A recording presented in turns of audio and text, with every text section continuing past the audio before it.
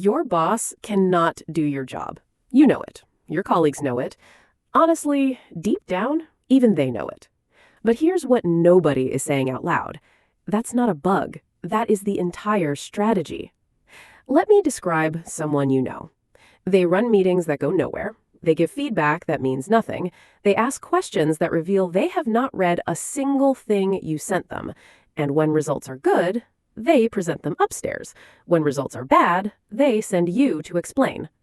You have spent months, maybe years, trying to make sense of this person. You told yourself they were overwhelmed. You told yourself they were promoted too fast. You told yourself, because it was kinder, that they were simply in over their head.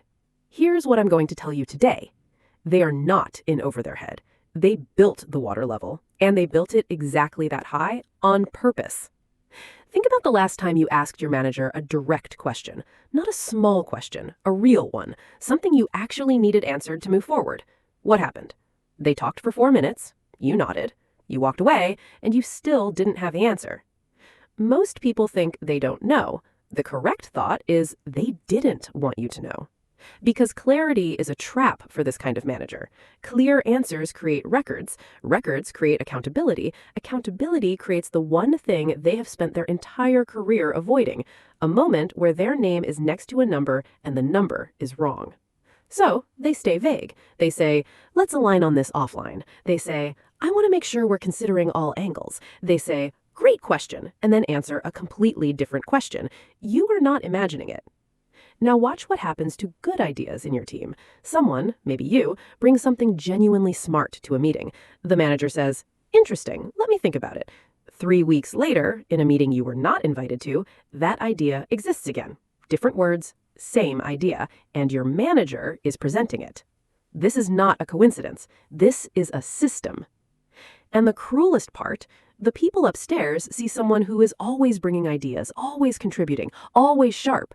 They do not see where those ideas came from, because the manager made very sure of that. Here's the thing about organizations that nobody teaches you when you start your career. The people at the top are not watching performance. They're watching narrative. And your manager, this apparently bumbling, confused, overwhelmed person, is one of the best narrative managers in the building. They have one story with leadership, I am the person holding this team together, one story with the team, I'm going to bat for you up there. Neither story is fully true. Both stories are completely believed. This is not stupidity. This is a very specific kind of genius. They understood something early that high performers almost never figure out until it's too late. In most organizations, being the best at the actual work does not protect you. What protects you is being the person nobody is sure they can replace. And the fastest way to become irreplaceable is to make sure nobody else fully understands what's happening.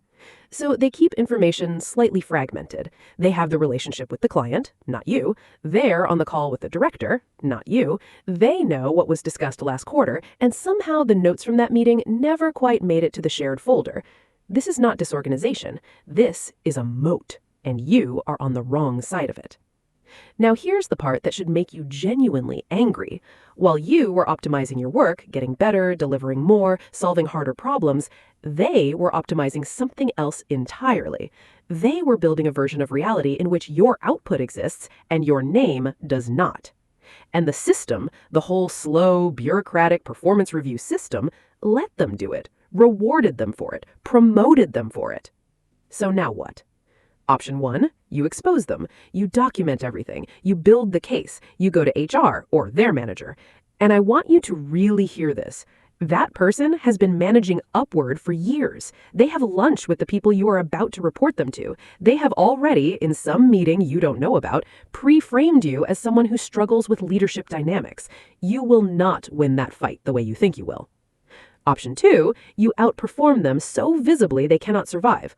Also unlikely, because visibility in their team is something they control. You cannot outperform someone who is managing the scoreboard.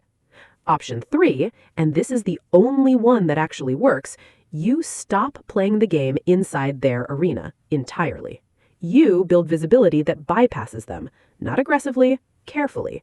You send the summary directly. You ask to present the results yourself, just once. You build a relationship with one person above them that is yours, not filtered through them. You make your name exist in rooms they are not in. And simultaneously, you stop donating your best thinking to someone who has been filing it under their own name. You give what the job requires, fully, professionally.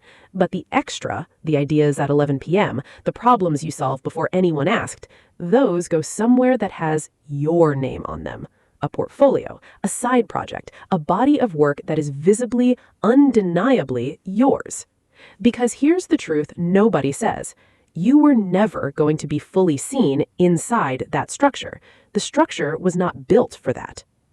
The maddening thing about this kind of manager is not what they do, it's what they make you feel about yourself.